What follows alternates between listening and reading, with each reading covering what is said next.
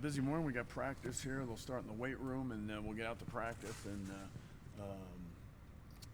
then we'll head out right afterwards. Obviously, Kansas State is the opponent, and the tournament starts Wednesday. It's a new season.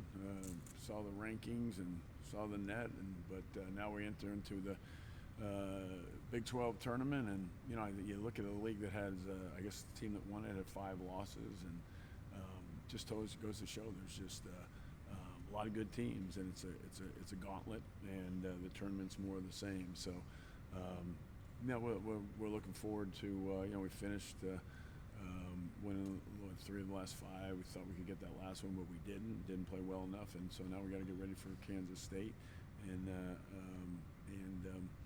play our best basketball the start of the season to start right now. So that's what we're looking at and what we're looking forward to. You expecting to have everybody available in Kansas City this week? We'll see. We'll see how practice goes today. But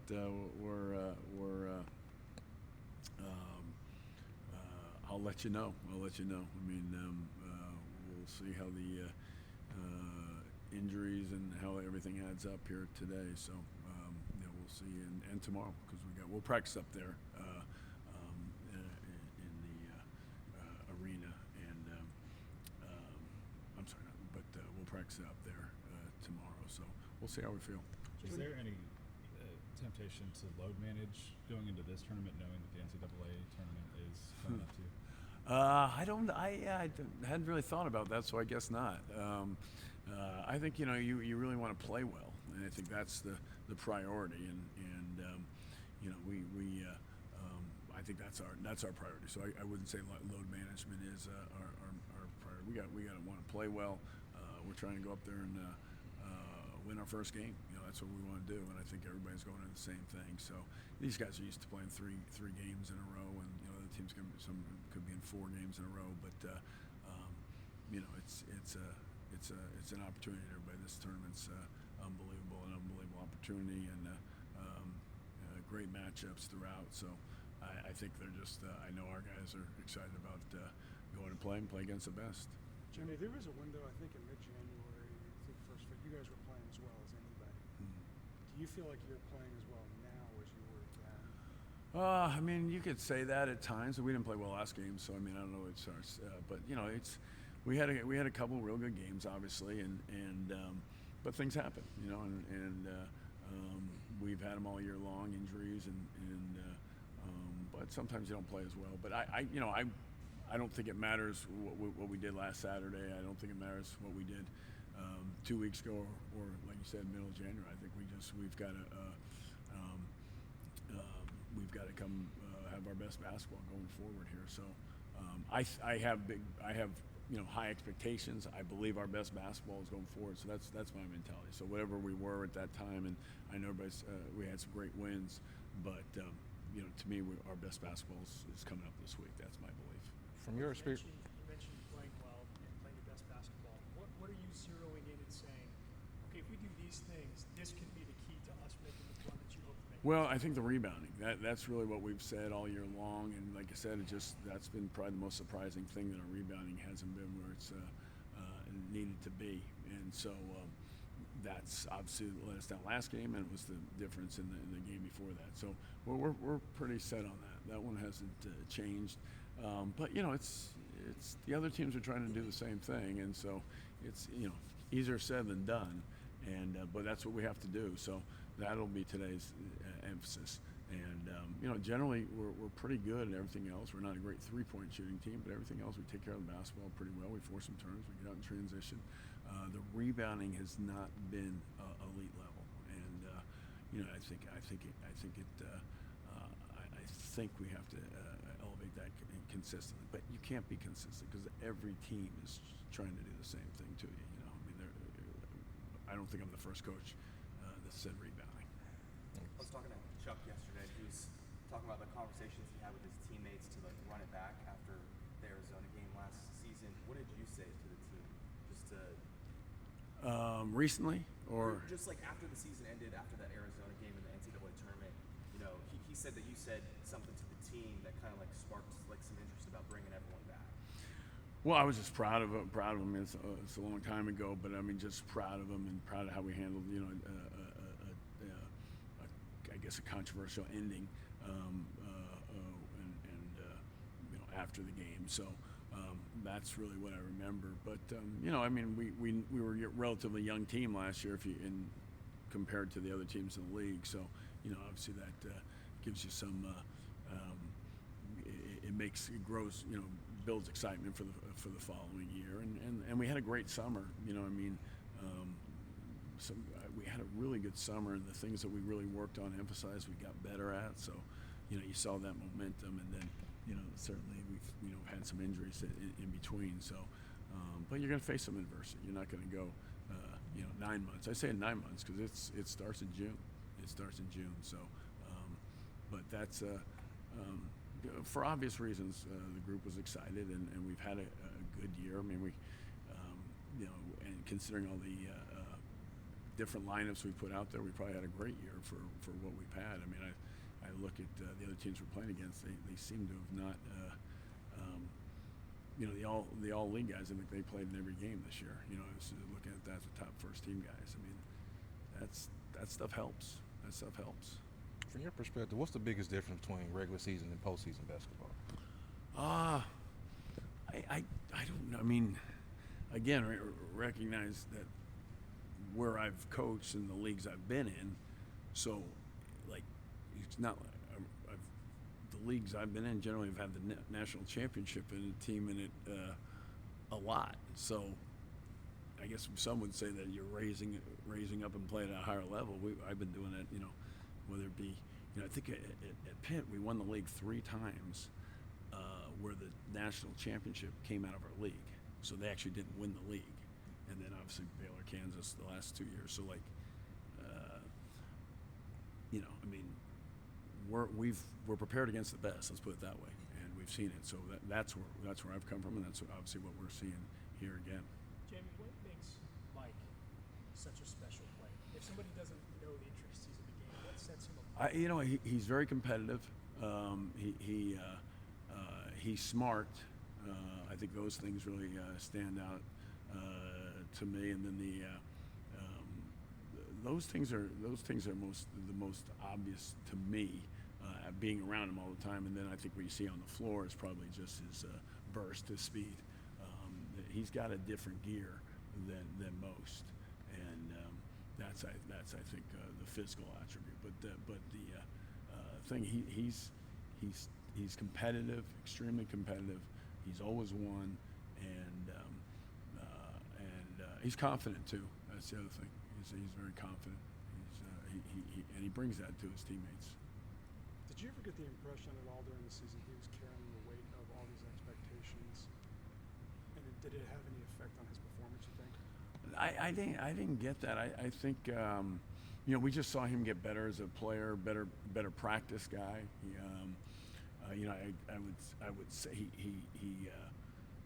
it was that he'd practiced more than he'd ever practiced before here, and then until the injury occurred there. So those were the things. So I didn't sense that. I know he liked.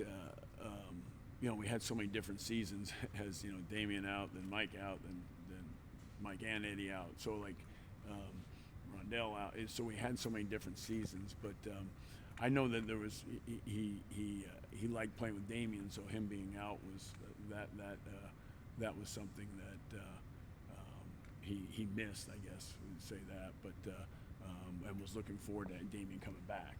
So that was exciting to him. Getting to play, and so, but no, I don't think he likes. I think he liked everything about this year and what we've done, and other than the injury. When you said practicing more here, you're talking about the off season or during the season itself? During the season. Okay. During the season. He's missed games all every year. But he seemed to have missed more practices. He practiced way better and more this year. He's just out there consistently more And I think that's why he was shot it better, and his percentages are so much higher from the field, especially.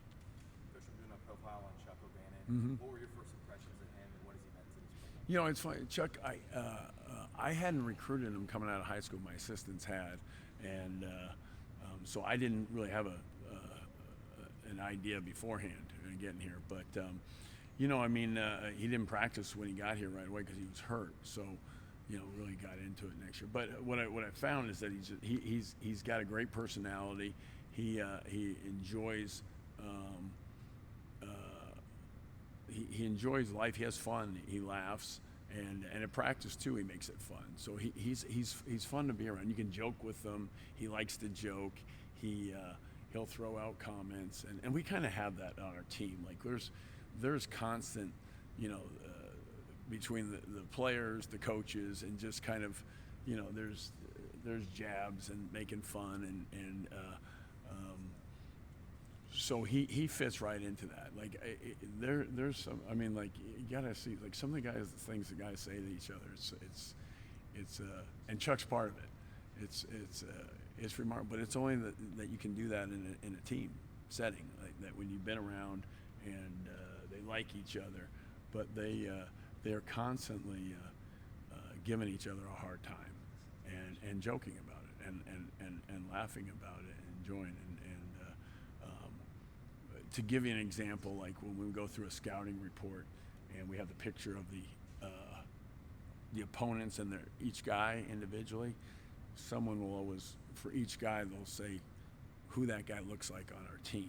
So that gets a chuckle each time. So the picture comes up, somebody says, you know, that's Chuck's brother, or you know, just so they constantly are jabbing at each other and making fun of each other. And that's, to me, that's how I remember my team in college too, and that's a sign of success and closeness too at the same time. Eddie is another guy that's missed a lot of time, but when he's healthy and available, what can he provide to you guys? Oh, a lot. I mean, you know, obviously the size, the presence. You know, he's got great hands, and rebounding numbers are good, and you know, minutes played. He's a defensive presence. Guards ball screens well for a guy his size. I think that's an underrated attribute of his. So, you know, we've tried to. At times he really runs the floor really well. He plays with great energy for periods of time and brings that to it. And he's a great passer. You know, the thing about recruiting, really, I love big guys that have great hands and can pass, see the floor, and he has those things which are just really hard to teach. And obviously, his body and has been the thing that's you know, you've seen the development over the years. Coach, you mentioned how competitive the Big 12 has been this year. Mm-hmm. How important are the conference games in terms of this year to prepare for the NCAA in terms of the quality of opponents that you might? Yeah, I mean, I kind of touched on that a little bit earlier, but just, you know, what's posting, like, generally for teams in posting, they haven't played against the national championship team or the team that's going to win it. We have and see it and see, you know, a number of seeds. So, you know, that's what I'm used to, and that's the challenge. So it gets you, you know, I mean, you've seen it. You know, you're not surprised by the speed, the size of teams that you're going to play and see. And you know, generally we've had the best teams, so it's not a big change when you go into the NCAA tournament. Now, can you win? That's the you gotta play well. You got to play well, and that's the challenge we have. When you guys are like one bad call away from going to the Sweet 16 last year, and you, as a coach, know everyone on that team is coming back, like, what is your just like first thoughts? I mean, you just know. I mean, you just know the tournament's one game. Get there first, and so I mean, I don't know that we went in like all of a sudden like. Yeah, I think where you're going is it's nothing's given to you because we what there that would have been against the biggest message. So I think where you're going is I'm not kind of giving you the answer you probably want, but we've earned nothing. Last year didn't matter. that's the mentality we had to go with. So that's what we have. And so many other things can happen, and obviously we had the injuries and do that. So it all sounds good, but the reality is nothing. What you did last year. I mean, look at North Carolina. I mean, like, you know, you're talking about a team that was picked number 1 that had a good run in the NCAA tournament. You know what I mean? So it's nothing's given and earned, and maybe they still may have that run again and somehow. But that's you know, you still need to get the lucky bounce and the matchup and stay injury free and a lot of things come into play. Coach, you talked a bit on camaraderie. How much is camaraderie and leadership in your years of experience? How much of an impact does that have on the court? Is that something that's vital to the team's success? Oh yeah.